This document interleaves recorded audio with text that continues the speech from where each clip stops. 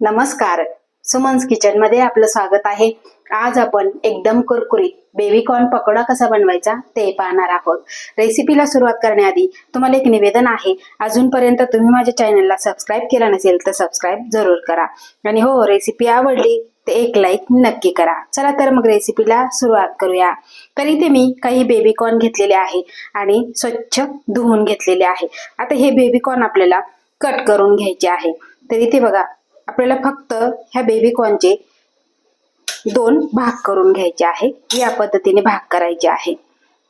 आणि आता पावसाळा आहे, पावसाळ्यामध्ये स्वीट कॉर्न, बेबी कॉर्न हे भरपूर अशी बाजारामध्ये आलेले आहे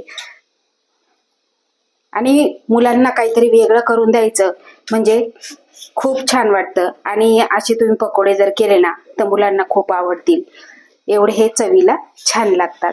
तर बघा, अशा पद्धतीने आपल्याला कट करून घ्यायचे आहे। तर इथे आपण सगळे बेबी कॉर्न ह्या पद्धतीने कट करून घेतलेले आहे। आता आपल्याला कुरकुरीत बेबी कॉर्न बनवायचे, त्यासाठी आपल्याला इथे मिश्रण तयार करायचं आहे, पीठ भिजवायचं आहे। तर इथे मी एक बाउल घेतलेला आहे आणि यामध्ये घालायचं आहे आपल्याला 4 चमचे मैदा। जो आपण पोहे खायला चमचा वापरतो तोच चमच्याने मी इथे मैदा घेतलेला आहे। त्यानंतर 3 चमचे कॉर्नफ्लॉवर आणि 2 चमचे इथे मी तांदळाचं पीठ घेतलेलं आहे। आता यामध्ये आपल्याला काही कोरडे मसाले घालायचे आहे। तर इथे अर्धा चमचा हळद पावडर, 1 चमचा मिरची पावडर, 1 चमचा धना पावडर, अर्धा चमचा जिरा पावडर, भाजलेली जिरा पावडर आहे। त्यानंतर घालायचं आहे चवीपुरतं मीठ, 1 चमचा इथे मी चाट मसाला घेतलेला आहे। त्यानंतर 1 चमचा पेरी पेरी मसाला, 1 चमचा चिली फ्लेक्स, 1 चमचा इथे मी काळी मिरी पूड घेतलेली आहे।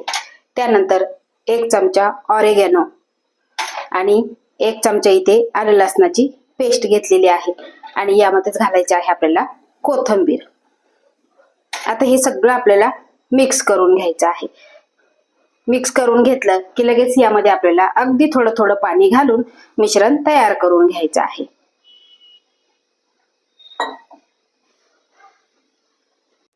तर सगळं मिक्स करून अशा पद्धतीने आपण हे मिश्रण तयार करून घेतलेलं आहे।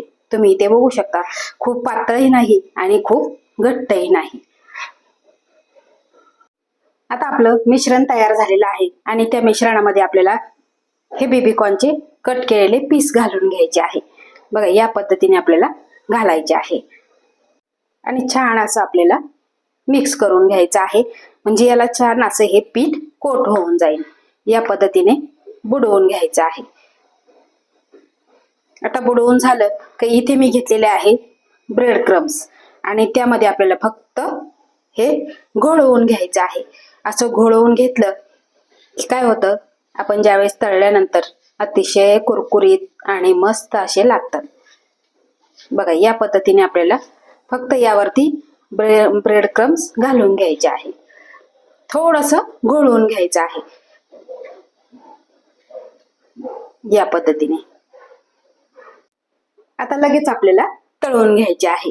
तर इथे तेल गरम झालेलं आहे आणि गॅसची फ्लेम आपल्याला मीडियम ठेवायची आहे आणि यामध्ये आपल्याला एक एक पीस हा सोडून घ्यायचा आहे।